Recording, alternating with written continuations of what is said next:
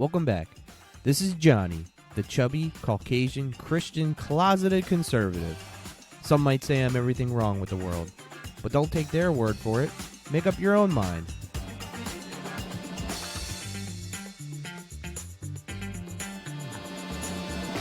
Now, during my entire show, I want to attempt to remain consistent.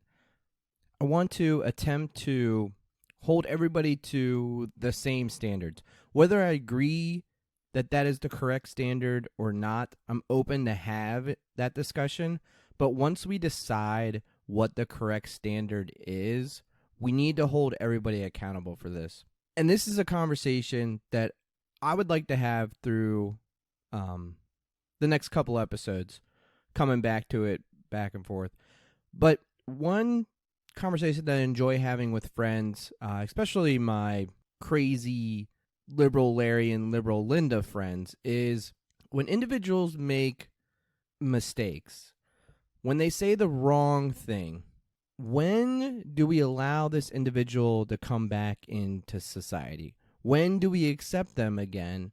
When do we forgive them? Now, I always try to find two situations that are very similar. So before we get into physical altercations, abusing people, killing people, holding those people to the same standards, one thing I would like to talk about is verbal abuse and racial slurs. There are a lot of political figures and people in the public eye out there who have, I would hope, is a mistake and uttered some sort of racial slur. And it appears that we don't hold everybody to the same standard. And I don't know why some people are held to a different standard and others are not. So as we make these, what I like to call controversial comparisons, and we talk this out and we see what these people have in common or not in common, we can then try to come to conclusions and hold everybody to the same standards. Now, when you're conservative like myself, we don't play a lot of identity politics. No matter the color of their skin, race, sexual preference, gender, whatever they want to be, I feel if you utter a racial slur, that is disgusting, that it should be taken as an insult, and you need to apologize. Now, my standard is, it really comes down to if there's an apology. As a Christian, and maybe just the type of person I am, if I feel like the apology is genuine and heartfelt, it's difficult for me not to forgive that individual and allow that individual back into my life and accept them. So I'd like to start off by talking about two individuals, Bobby Lammy and Derek Daly. And then we're going to move on to a third individual, which I'll keep a secret for a little while. But Bob Lammy and this third individual that we're going to talk about later on have very similar circumstances. They both used the N-word in a public setting, and then when they were asked about it, or when it was fact-checked, we found out that they were actually quoting another individual. Bobby Lammy was a longtime Colts radio announcer.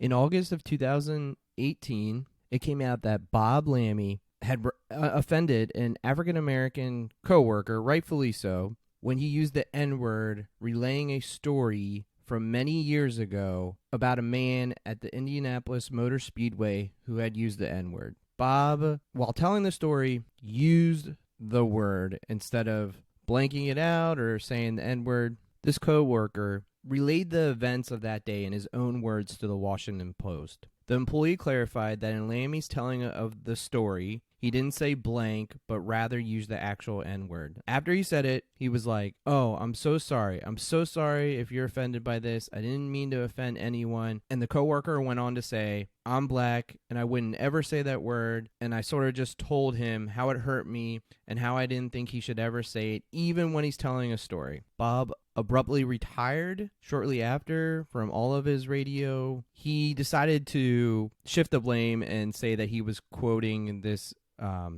a former driver who had worked for the station for many years as an analyst. They couldn't remember which year, but they said this happened in the early 1980s. Now, the thing that you have to kind of read here to understand is, and this is not an excuse for it, neither one of these gentlemen should have ever used this word, and it has nothing to do with the color of their skin or what's between their legs. Anyhow, Daly went on to say that after recently relocating to the United States, he was racing with an American team, and he made a comment along the lines of, and I'm quoting Daly here, "I responded by explaining that I was a foreign driver now in America, driving for an American team with an American crew and with an American sponsor. And if things did not go well, the only N-word in the pile would be me." Daly went on to say, "At the time, I only meant to say that I was a foreigner on the team, and if there was going to be any blame, I would be the scapegoat." Daly claimed at the time he was unaware of American culture and that the phrase back then was commonly used in Ireland, Britain, and Australia. He goes on to say, "When I used that phrase in the early 80s, I had no idea that in this country the phrase had a horribly different meaning and connotation, as it was commonly used in Ireland. After moving to the United States, I quickly learned that a derogatory term it was. When I was first informed of this, I was mortified at the offense I might have caused people. I have therefore never used the word again and made this mistake once but never again." He even had a fellow driver, Willie T. Ribbs, who was the first African-American to compete in the Indy 500 and who was previously had raced in the Formula Series in England. Ribbs said that while overseas, Daly was the first driver to befriend him in an environment I knew little about, and he described the Irishman, who now lives in Indiana, as one of the closest friends in the sport that has still been very hostile to him. So not only did Bob abruptly retire, basically forced to resign, he threw Derek Daly under the bus. Not only were these two gentlemen's careers ruined, but it also ruined Daly's son, Connor. He was set to debut in NASCAR on August 25th, 2018, but due to the comments of his father, all of his sponsors pulled out, and therefore he could not race. The best part about this was when Daly made these comments back in the 80s, Connor was not even born. Connor was actually born in December of 1991. Now, please don't misinterpret me here. The N-word is a vile word that's very offensive. It offends me when I hear it. And I'm not trying to defend these gentlemen. I'm not saying what they did is correct. I'm simply trying to lay out the case. And all the individuals that we're going to talk about have made similar mistakes verbally. And compare and contrast these celebrities, people in the public eye who have made this mistake and the consequences that they received. Derek Daly, it tarnished his son's career for an incident that could have happened close to 40 years ago before his son was even born. Do we pass the sins of the father down to the son? So according to this story, we don't forgive an individual for when the act actually happened. We only forgive an individual after we find out about the fact, even though Derek and Bob both did apologize and knew that they had made a mistake. Even Derek, does he get some sort of pass because of him being a foreigner and unaware of the culture? Does he get any sort of leeway, any sort of pass? Do we forgive him before we forgive Bob? I don't know. It sounds like Derek was a foreigner here, didn't completely understand the culture, made a mistake, and then we blame his son. We take the sponsorship away from his son, so his son can't race because of the sins of the father. Now, luckily, Connor was eventually allowed to race in NASCAR. But I picked these guys. I know this is a little fringe, but I picked this story because it's almost identical to the next individual we're going to talk about. And if you don't agree with the comparison, don't worry. I have many, many more. Lindsay Lohan, J-Lo, Michael Richards. There's so many that we can compare and contrast. But just for this episode, I was just trying to find two individuals that were treated significantly different that all happened around the same time with similar individuals. So this Bob and Derek thing happened in the 1980s. They couldn't remember what year. This next incident happened in 1985. There was an individual who was quoting another individual. Let me just play it for you. Here it is. In a confidential portions of your staff memo, they brought to your attention the allegation that important legislators in defeating the Nunes plan in the basement said, quote, "We already have a mayor and we don't need any more big shots. And the court cited evidence of discriminatory intent on the part of other legislators, including the representative who testified at the court hearing that there were legislators, quote, who don't feel they wanted to have a district that would be able to elect a black representative. So if you didn't know that, that was your former vice president and current president, Joe Biden. Similarly to Bob, Joe Biden was conveying a story that he had heard. He was quoting an individual, and instead of blanking it or bleeping it out or saying N-word, he actually used the actual word. Now, I know you're going to say, John, this is back in the 1980s. That's fine. But the Derek Daly thing happened back in the 1980s as well. Now, if you also want to say, well, John, Joe Biden is not racist. There have been African Americans to come to his aid. He was vice president of Obama, the first black president. That's fine too. We can have that conversation. Like I told you before, Derek Daly had an African American friend that he used to race with overseas come out and say that Derek Daly was always very open and warm with him, even when they were racing in a society that was not very open to African Americans. So why did Joe Biden get a pass on this? And I'm assuming also impacted his son's career, similar to the Derek Daly son. I'm assuming that's what happened. Now, like I said, I know this Bob and Derek story is not the biggest story. This is probably the first time you're hearing it.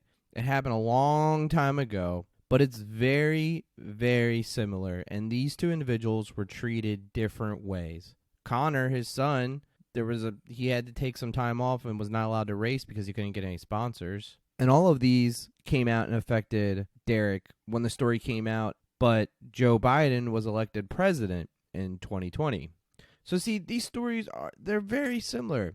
And I have other examples of this that they don't relate as closely as this. Some happen different time frames, people were different ages. They didn't have children.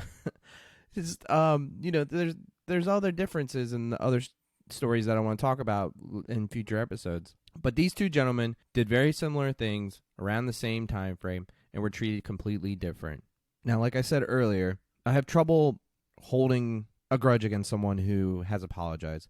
So in this story, Bob and Derek both apologized. Unfortunately, there's no recording of it, no video or audio recording of it. I just had to read it. Bob's apology that his coworker quoted seemed very off the cusp. If you wanted to say that apology might not be legitimate, I'm willing to have that conversation.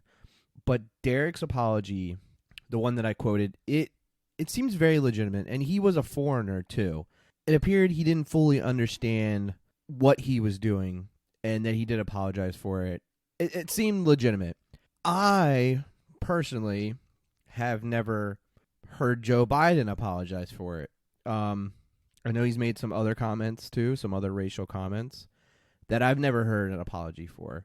But this is what starts to happen when you start playing identity politics. You begin to judge people, and as humans, we're incompetent judges because all of us make mistakes. And to believe that someone is perfect, it's unrealistic. Everybody's going to have skeletons in their closet. Everybody's made mistakes. If you haven't made a mistake, please comment, email me, call me. I mean, I would love to talk to you. But as far as I know, everybody I know has made mistakes. I've made mistakes. I think if we can humble ourselves enough and realize that we are not perfect, and we can comprehend the forgiveness that we need from others, that we really should be open to giving that same type of forgiveness. Thank you so much for listening. Don't forget to subscribe, leave a comment, and hit that like button. And we will see you later.